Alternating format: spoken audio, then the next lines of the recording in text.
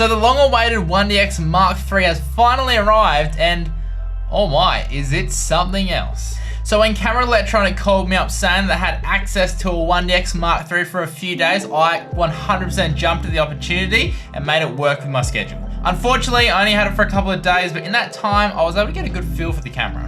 Now, because I mainly shoot videos, that's the side I'm going to be focusing on, but for all the photo geeks out there, the 1DX Mark III has a 20.1 megapixel sensor, shoots at 16 frames per second or 20 frames per second if you're in live mode. It has 191 autofocus points, and Canon's new Digic X processor, which actually has more power while using less power, so it actually improves battery life. Now, the big thing that stood out to me was the fact that the 1DX Mark III now has raw video in it, which is an absolute game changer. To be able to shoot cinema quality video and the best quality images possible on one body is a first for the market. So firstly, the 5.5K 60 frames per second 12-bit RAW this camera produces is seriously something else, but it does come with a few drawbacks. Now, is 5.5K RAW overkill in 2020? Well, maybe, but it depends what you're using it for. I guess the benefits of 5.5K is that you can post-stabilize or post-crop and you still get like a 4 or 5K clean and sharp image. But the downside to super crazy high detailed 5.5K RAW, it's 60 frames per second, 12-bit, all that stuff is that it's massive file sizes and it's actually really hard to work with, especially since it's not actually widely accepted in a lot of editing software. I work mainly in Premiere Pro, and as of the 10th of April 2020, it's still not actually accepting the files from the 1DX Mark III, which has meant that I've actually had to download and learn DaVinci Resolve just to edit the raw clips for this video. And even then, it took Blackmagic several weeks to actually update it to support these files. I actually shot these clips back in February, but because I haven't actually been able to open the files, I've had to wait till now to release my full review.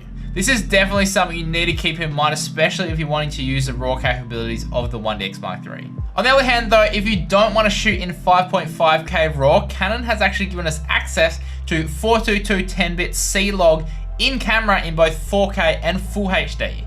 And oh boy, have they given us a lot of options. Plus some pretty hefty bit rates, mind you, so rest assured that if you don't want to shoot RAW, you're still going to get amazing images out of this camera. The 4K 50 internal records an absolute massive 1 gigabit a second, which is enough to fill a 256 gigabyte CFast Express card in under 34 minutes. Which leads us to the new CFast Express cards, which this supports 2 of. These cards are absolutely blazingly fast and they can get seriously hot, as warned by Canon on the inside of their camera. The use of CFast Express cards is what's actually allowed Canon to shoot this 5.5K RAW internal. The downside to this is that these cards are ridiculously expensive, so hopefully over time they come down in price. Being able to shoot 10-bit in C-Log is actually quite a big deal, and it's something that I'm actually really enjoying since testing it out. 10-bit allows you to get much smoother and real-to-life colors, and it avoids banding, especially when you start pushing the grade quite a bit. Now, wondering which modes have and don't have autofocus has always been a bit of a mystery with Canon. However, before we get into it, they have actually also added eye tracking, which just means that when you're focusing on a subject's face, it's just way more sharper. At 5.5K RAW at 24, 25, and 30 frames a second, you will have dual pixel autofocus, but at 50 and 60, you won't. And this is also the case for the internal 4K DCI and Ultra HD at 50 and 60 frames a second if you are utilizing the full sensor. However, if you switch to cropped 4K, then you get access to dual pixel autofocus at all frame rates. Canon has also added focus peaking as well, so if you don't want to shoot in automatic modes, then it gives you a bit of a hand if you're shooting in manual. Digital IS is something that I didn't think I would actually use, but Canon's done a fantastic job with this, and I actually use it all the time on my EOS R. As you can see, this was shot at 85mm handheld, and once we turn on the digital IS, you can see just how much it actually smooths it out. I love using this for just basic movements where I don't want to throw the camera on a gimbal. I know that I can just use this handheld and the shots are going to be relatively smooth.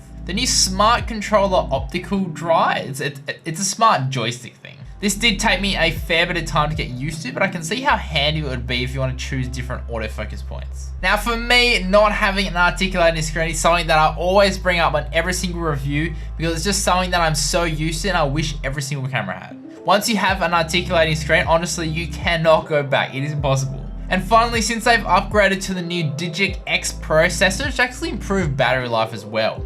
So it's actually the same battery, but because they've combined 2 processors in the 1DX Mark II into one in the Mark III, it actually requires less power, but you actually get more performance out of it. Overall, I have absolutely loved my experience with the 1DX Mark III, and honestly, if I shot a lot of photo and video, this would absolutely hands down be the perfect camera for me. Extremely high cinema grade video with the absolutely top of the line photo capabilities, heck yes. So guys, I hope you enjoyed my look at the 1DX Mark III. If you want to know more about it or where to buy it, I'll leave some links below. And if you did enjoy this one, consider liking and subscribing, and as always, stay creative and just be you.